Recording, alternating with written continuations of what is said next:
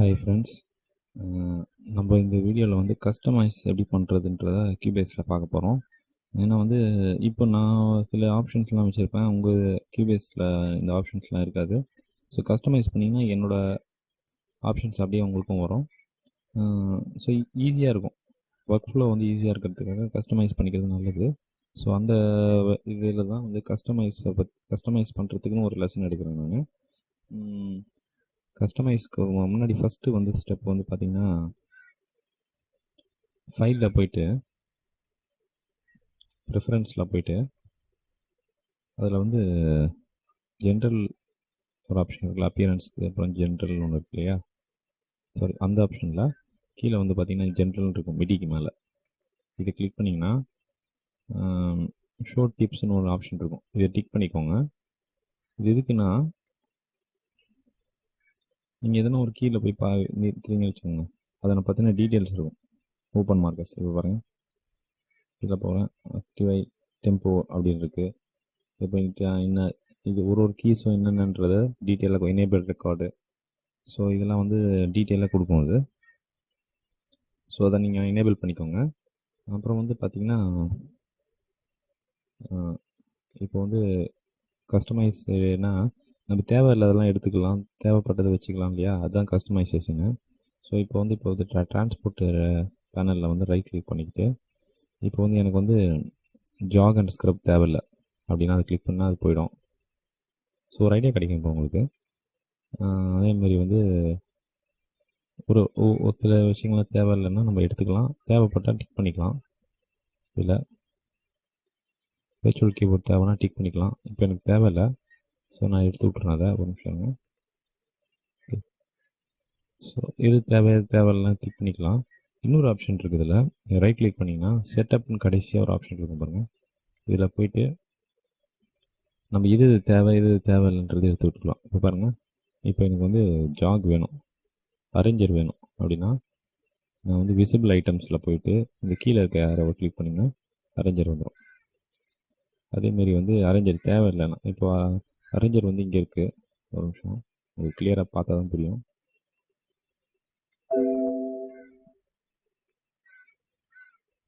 அது தெரியும் நினைக்கிறேன். இப்போ அரேஞ்சர் வந்து இங்கே இருக்குது, கீழே இந்த மிடில் இருக்குது. இப்போ இதை நான் மூவ் பண்ணுறேன் பாருங்கள், மேலே வரும். இந்த டிரான்ஸ்போர்ட் பேனலில் மட்டும் பாருங்கள், இங்கே பாருங்கள் தெரியுத மூவ்மெண்ட்டு. ஃபஸ்ட்டு வந்துச்சு அரேஞ்சர், மூவ் டவுன் கொடுத்தேன்னா மூவ் ஆகும். ஸோ எப்படி வேணும் நம்ம அரேஞ்ச் பண்ணிக்கலாம். இப்போ நான் அரேஞ்சரை எடுத்து விட்டுறேன், ஹைட் பண்ணிடுறேன்.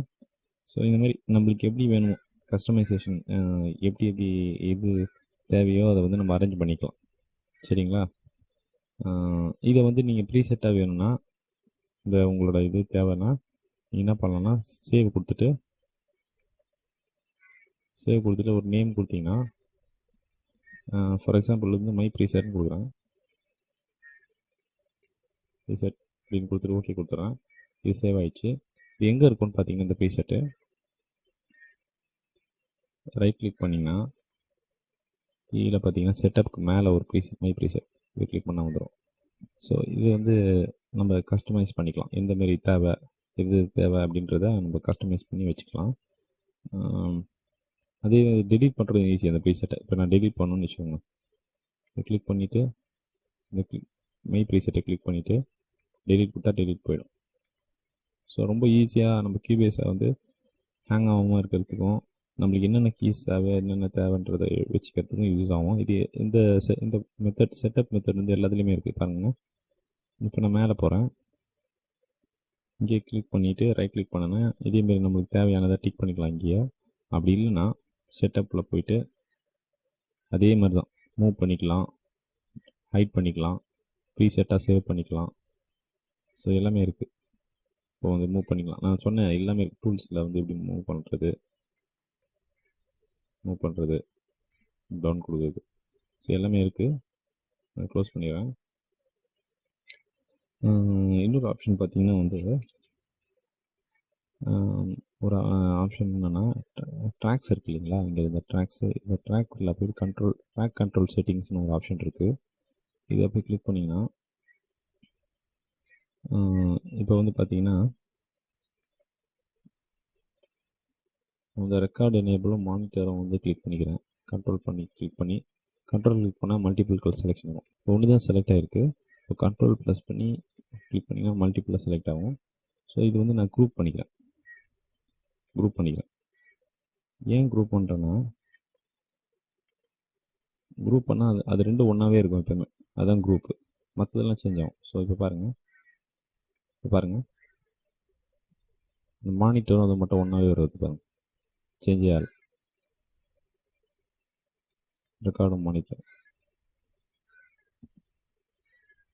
ஸோ இதில் வந்து இன்னொரு ஆப்ஷன் இருக்குது. இது கிளிக் பண்ணி, அது ஒன்றும் இல்லை, எங்கே இருக்குது இந்த டூலுன்றதை காமிங்க பாருங்கள். ட்ராக்கில் வந்து சைடில் பார்த்தீங்கன்னா ட்ராக் கண்ட்ரோல்ஸ் கிளிக் பண்ணிங்கன்னா ஏரோ மாதிரி இருக்கும். கிளிக் பண்ணிங்கன்னா ட்ராக் கண்ட்ரோல் செட்டிங்ஸு அதில் போனீங்கன்னா அது இருக்கும். இதில் வந்து ரேப் நான் எடுத்து விட்றேன். ரேப் கண்ட்ரோல்ஸ்னு ஒன்று இருக்குல்லையே, அதை தொட்டுட்டு ஓகே கொடுக்குறேன். இப்போ இது என்ன பண்ணி பாருங்கள்.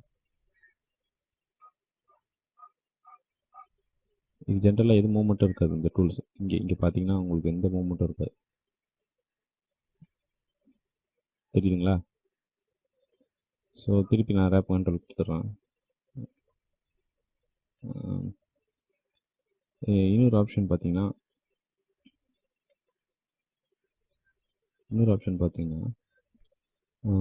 இப்போ வந்து ரீநேம் கொடுத்துட்டு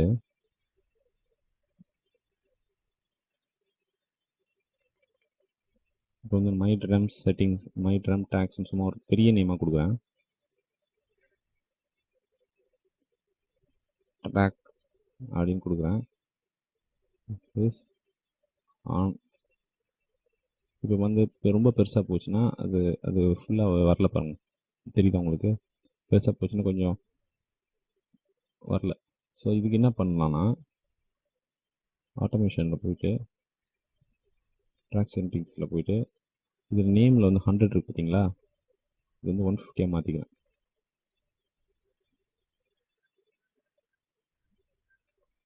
இப்போ பாருங்கள், மை ட்ராக்ஸ் இஸ் ஆன். நான் டைப் அடிச்சது ஃபுல்லாகவே காமிக்குது. ஸோ இதோட பெரிய இதாக இருந்தாலும் நீங்கள் அதை மாற்றிக்கலாம். எதுக்குன்னா உங்களுக்கு வந்து இது வந்து ரொம்ப சின்னதாக இருந்தால் நீங்கள் நிறைய ட்ராக்ஸ் இருக்கும்போது தேடுறது கஷ்டம். ஸோ அந்த இதை வந்து 100 இருக்குன்னா 150க்கு மேலே போவேனா, அது அந்த ரேஞ்சில் வச்சுருந்தீங்கன்னா ரொம்ப யூஸ்ஃபுல்லாக இருக்கும். அடுத்தது பார்த்தீங்கன்னா கடைசியாக ஒரே ஒரு ஆப்ஷன் நான் கஸ்டமைஸில் சொல்லி கொடுத்துட்றேன். ப்ரிஃபரன்ஸில் போனீங்கன்னா, ஃபைல் ப்ரிஃபரன்ஸில் போனீங்கன்னா அப்பியரன்ஸ் இருப்பாங்க. அப்பியரன்ஸில் வந்து ஃபஸ்ட்டு ஜென்ரல் இருக்குது. ஜென்ரல்னால் இப்போ கலர்ஸ்லாம் மாற்றலாம். அதில் சேச்சுரேஷன் பாருங்கள். சேச்சுரேஷன் ஒன்றும் தெரியல, பிரைட்னஸில் தெரியும் உங்களுக்கு. இந்த மிக்சரில் மாறுது பார்த்தீங்களா? இது எல்லாமே வந்து இதுலேயும் மாறும். ஓகே கொடுத்தீங்கன்னா மாறிடும். சரிங்களா? பட்டன் பிரைட்னஸ்ஸு வச்சுக்கிறேன். இன்னும் அப்படியே இதுலேயும் மாறும்.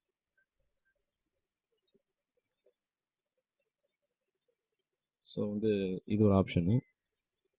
இப்போ போனீங்கன்னா ஃபைலில் போனீங்கன்னா ப்ரிஃபரன்ஸ் போனீங்கன்னா ஜென்ரல் போனீங்கன்னா இப்போ பாருங்கள், பட்டன் பிரைட்னஸ் இருக்குது. இப்போ சேஞ்சஸ்லாம் உங்களுக்கு தெரியும் நினைக்கிறேன். இந்த சேஞ்சஸ்லாம் நம்ம ஓகே கொடுத்தா அதுலேயே வந்துடும். இப்போ தேவையில்லைன்னா ரீசெட் டிஃபால்ட்ஸ் கொடுத்துருங்க. எப்பவுமே அதை இது டிஃபால்ட் கொடுத்துட்றேன். மீட்டர்ஸு இதுலேயும் நீங்கள் ஒர்க் பண்ணலாம். நிறையா கலர்ஸ்லாம் அந்த வால்யூம் இன்க்ரீஸ் ஆகும்போது இந்த கலர்ஸ்லாம் மாறுதலே அது. ஸோ இதேமாரி சேச்சுரேஷன் இந்த ஒர்க் ஏரியாவில் என்னென்ன கலர்ஸ், இங்கெல்லாம் ஒர்க் பண்ணுற ஏரியா கலர்ஸ் எல்லாம் மாற்றணுமா, கிரிட் லைன்ஸ்லாம் மாற்றணுமா, எல்லாமே இதில் இருக்குது. ஸோ நீங்கள் இது ஒர்க் பண்ணி பாருங்கள். எனக்கு இந்த இன்டர்ஃபேஸ் பிடிச்சதுனால நான் எதுவும் கை வைக்கல. சப்போஸ் தப்பாக எதாவது ஆயிடுச்சுன்னா நீங்கள் டிஃபால்ட்ஸ்னு சொல்லிட்டு ஒரு ஆப்ஷன் இருக்கும், கிளிக் பண்ணி அப்படியே ஓகே கொடுத்தீங்கன்னா வந்துடும். ஸோ இந்த வீடியோவில் வந்து கஸ்டமைசேஷனை பற்றி பார்த்தோம்.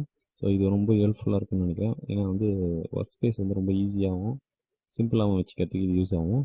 ஸோ வந்து இதை பார்த்ததுனால என்ஜாய் பண்ணியிருப்பீங்கன்னு நினைக்கிறேன். தயவுசெய்து சப்ஸ்கிரைப் பண்ணுங்கள். Subscribe for more videos. Thank you friends. Bye.